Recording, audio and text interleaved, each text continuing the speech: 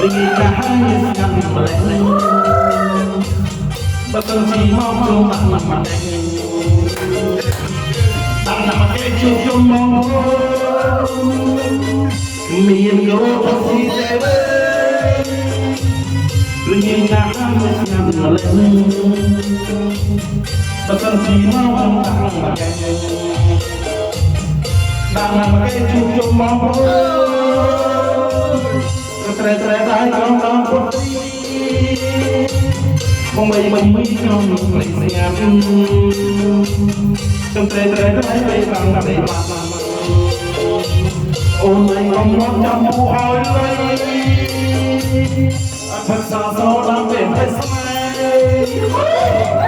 thật xa đang mây mây rồi kia thà đã ra đang phải điều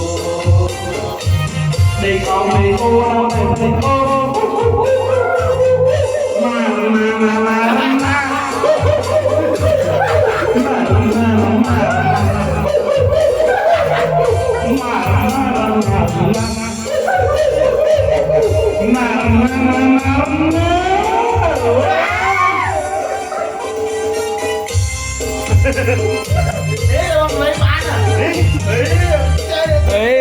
Beli tempat TV ya, meja jam beli tempat TV ya.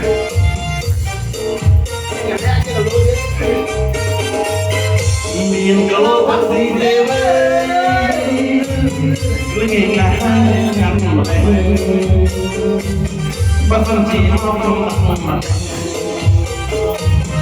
đang mặt chụp trong mong miền gỗ bắc gì đều linh cả hai nhắm lại bất phân chỉ mong trong mặt đang mặt chụp trong mong